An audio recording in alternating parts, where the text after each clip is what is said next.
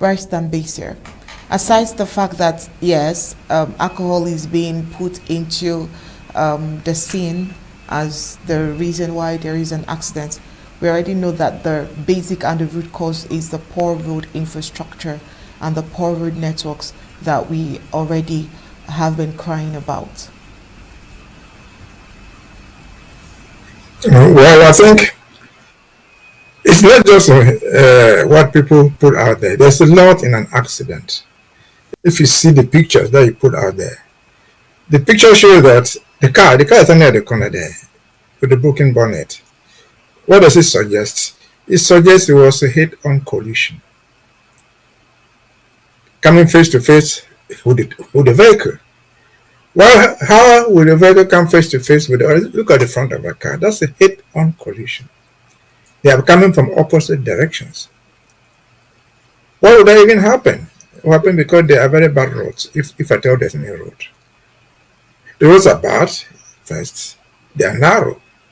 And so, in looking for space, they hit each other. Should this even have ever been the case in Amazonia?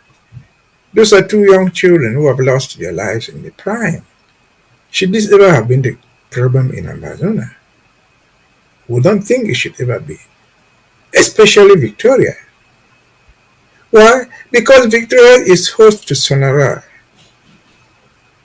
Sonora is supposed to refine some oil, and where do they put the waste? They throw it into the sea. The waste is called bitumen. They can use it to make tar, to fix good roads. It is not me saying Buya in the early 90s came to Buya. I was in Buya then. And he himself promised to do that. If there was tar just being pulled out of the waste of Sonora, I think the first place to benefit from would be Victoria. Because it is based right there, they don't even need to go buy it. We're giving the thing for nothing. But they will not do it. There's no road. Children are dying of preventable accidents. In Amazonia, transportation by motorbikes shall be the exception, not the mode of transportation. But because motorbikes were built to transport one person only, the best two, you and your wife or you and your husband, just two of you. They were not meant to be for public transportation, for commercial uses. No, motorbikes are meant for private use. That's their sole purpose. The manufacturers do not create them. They not burst in to become taxis. And so we are seeing the result of all this so-called unity, so-called Cameroon, so-called United Republic of Cameroon, where Amazonia is supposed to claim is part of it. Why? Why we must ask this question? What all those things, even if you go to Victoria, you go down, you have PWD headquarters, I think 2-3 story building there. They have the equipment, they have the intelligence, they have everything that they needed in Victoria as a seaport to maintain the roads of Amazonia, talk less of the ones of Victoria itself. All those equipment were there, they're all gone. They stole them away. Destroyed whatever institutions were there to fix the roads. And what do we have? Work accidents that are unaccounted for. Accidents, people lose their lives for reasons that could have been prevented. It had been just a small express road in Victoria. There will not be any head-on collision. That car had a head-on collision with a motorbike. Why? Why in Victoria? What do you mean 1 meter road for vehicles to plow both ways on it? Victoria is not a hilly town, it's so level, that's at the beach. So they don't have the money just to put soil on the ground and make a double road. It's not cutting a hill. And will not do it. Vehicles have head-on collisions. Our children die. Our mothers die. Our parents die, and we die there ourselves. For what? For having ventured to join these people. It's unfortunate. It reminds us why we fight. We used to call Victoria, we thought it was like the Middle East, we call it OPEC City. OPEC City means petroleum exporting country.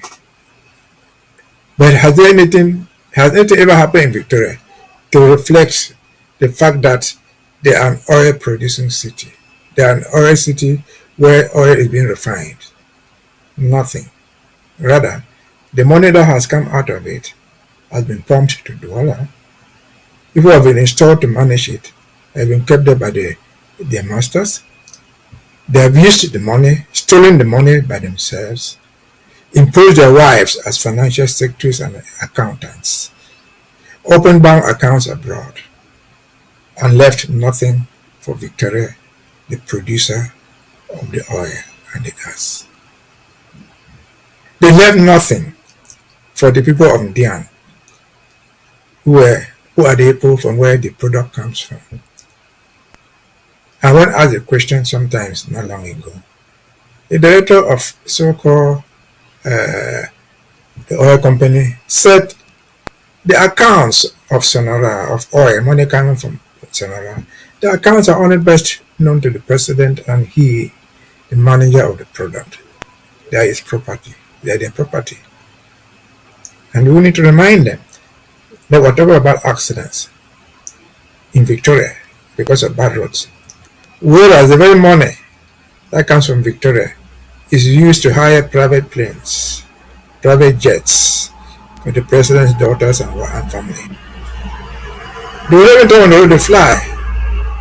Not to Victoria, they fly to European capitals. They fly to the Middle East.